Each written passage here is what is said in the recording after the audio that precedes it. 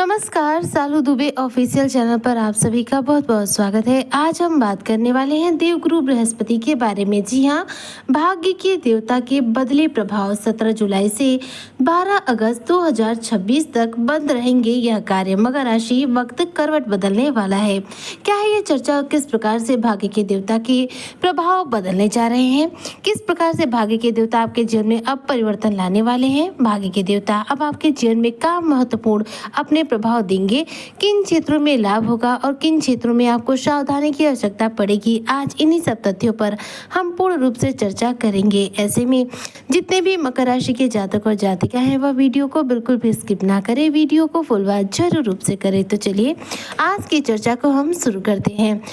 देखिए, 15 जुलाई 2026 के दिन ब्रह्मांड की एक अनोखी घटना घटित हुई है। वह है गुरु बृहस्पति के बारे में। गुरु बृहस्पति जो है हमारे भाग्य का कारक कहा जाता है। गुरु बृहस्पति जो कि देवताओं के गुरु हैं, ये हमारे भाग्य को मजबूत और कमजोर करने का कार्य करते हैं। वर्तमान समय में जो गुरु की स्थिति है देखी जाए तो सूर्य के साथ में है। जी हाँ, कर्क राशि में गुरु बृहस्पति विराजमान थे और वहीं पर सूर्य का गोचर हो गया, जिसकी वजह से सूर्य और गुरु की युति हो गई। सूर्य के पास देखी जाए तो इतनी शक्तियां हैं, सूर्य के पास इतना तेज है कि जब भी कोई ग्रह इनके नजदीक जाता है, इनके समीप जाता है, तो ऐसे में उसकी शक्तियां छिड़ हो जाती हैं।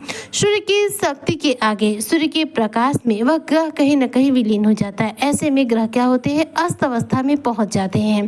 गुरु बृहस्पति भी यहाँ पर सूर्य के साथ युति किए हुए हैं और सूर्य की प्रचंड अग्नि के समीप पहुंचने की वजह से गुरु बृहस्पति अब अस्त हो चुके हैं।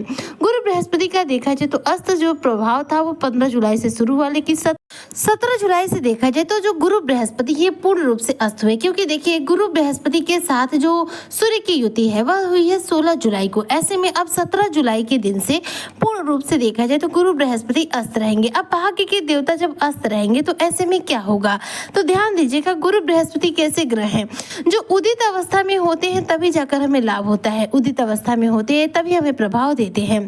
कोई भी ग्रह देखा जाए तो अपना प्रभाव तब तक ही दे सकता है जब तक वह ग्रह या तो बलवान अवस्था में हो या फिर उदित अवस्था में हो।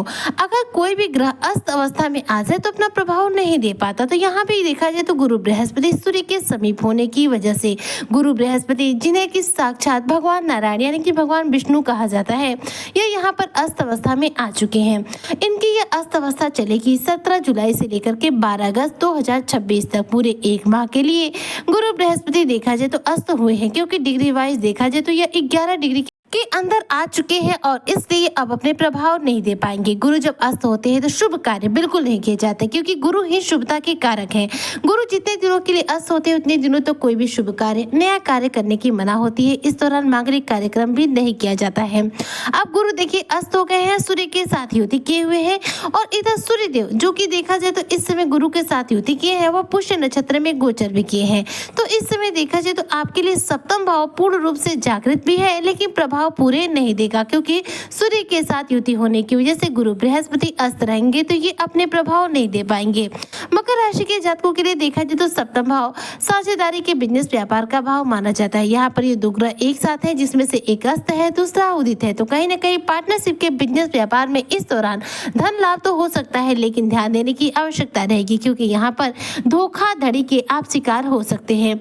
साथ ही देखिए सप्तम भाव जो होता है वह कहीं ना कहीं हमारे जीवन में हमारे वैवाहिक जीवन को भी दर्शाता है, जो कि गुरु के ही कारण होता है। तो गुरु जब अस्त रहेंगे तो ऐसे में वैवाहिक जीवन में भी थोड़ी बहुत उथल पुथल आ सकती है। हमारे वैवाहिक जीवन में किसी बात को लेकर नाराजगी आ सकती है। इसलिए आप अपने वैवाहिक जीवन में किसी भी रूप में अगर आप परेशानी नहीं चाहते हैं तो इस दौरान गुरु बृहस्पति से जुड़े उपाय जरूर कीजिएगा, ताकि अस्त अवस्था में भी गुरु आपको कोई निगेटिव प्रभाव ना दे सके। हालांकि ज्योतिष शास्त्र में भाग्य के देवता गुरु बृहस्पति के बारे में बताया गया है कि गुरु कभी निगेटिव प्रभाव नहीं देते हैं। तो यहाँ पर देखा जाए तो गुरु जब अस्त हो गए तो यहाँ पर सामाजिक तौर पर जैसे धार्मिक कोई संस्थान है उससे जुड़कर यदि आप कार्य करते हैं, सामाजिक तौर पर कोई कार्य करते हैं, तो ऐसे में इन कार्यों को यदि पहले से कर रहे हैं तो इसको और ज्यादा करिए। इससे क्या होगा कि आपके जीवन में ग्रहों के उत्तम प्रभाव मिलेंगे। लेकिन अगर मकान खरीदना है, भूमि खरीदना है, वाहन खरीदना है तो उसके लिए इस दौरान मना रहेगी, आपको भूमि भवन वाहन नहीं खरीदना, ये शुभ कार्य की श्रेणी में आते हैं। साथ ही विवाह करना हो, सगाई करना हो, शादी से संबंधित किसी भी प्रकार का शुभ कार्यक्रम हो वो नहीं किया जा सकता, क्योंकि गुरु जितने दिन अस्त रहते हैं उतने दिन तक किसी भी शुभ कार्य को नहीं किया जा सकता है। यहाँ पर देखा जाए तो गुरु बृहस्पति की जो दृष्टि है वह स्वयं तीसरे घर पर जा रही है, जो कि आपके लिए बहुत महत्वपूर्ण है, क्योंकि तीसरा घर ही गुरु बृहस्पति का घर है। यहाँ पर गुरु की दृष्टि होने की वजह से इस दौरान आपके साहस और कॉन्फिडेंस में वृद्धि होगी।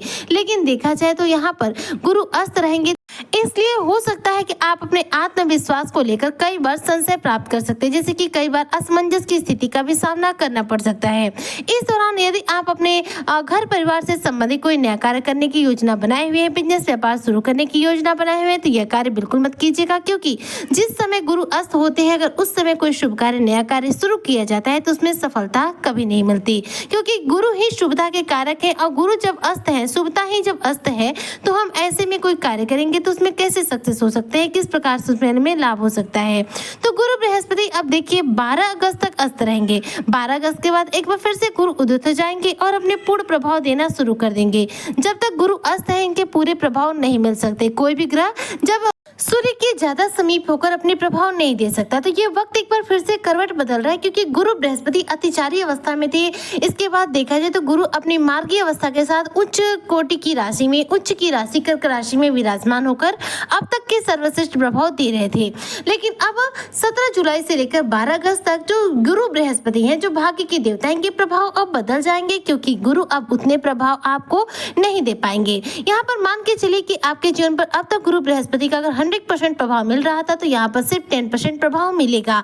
लेकिन इस दौरान अगर आप अपने करियर के क्षेत्र को, नौकरी को लेकर फेरबदल करना चाहते हैं तो इसमें सक्सेस मिलेगी। बिजनेस व्यापार में कुछ ग्रोथ करना चाहते हैं तो उसमें आपको सफलता मिलेगी। साथ ही देखा जाए तो यदि इस दौरान भी भगवान विष्णु की यदि आप पूजा आराधना करते हैं, गुरु बृहस्पति से जुड़े उपाय करते हैं, तो गुरु अस्त अवस्था में भी रहेंगे तो भी आपके जीवन में शुभता देंगे। और साथ ही साथ देखा जाए तो चूंकि सूर्य के साथ युति है, तो सूर्य यहाँ पर क्या कर रहे हैं, देखिए गुरु के साथ युति भी किए हुए और पुष्य नक्षत्र में गोचर किए हुए, जिसकी वजह से यहाँ पर क्या होगा, करियर को लेकर के विशेष तौर पर आपको सूर्य देव लाभ देंगे, क्योंकि अब गुरु के भी प्रभाव सूर्य के अंदर है। तो सूर्य जो है गुरु के और अपने दोनों प्रभाव देते हुए दिखाई देंगे। तो आप अपने करियर के क्षेत्र में इस दौरान प्रयास कर सकते हैं, उसमें लाभ मिलेगा।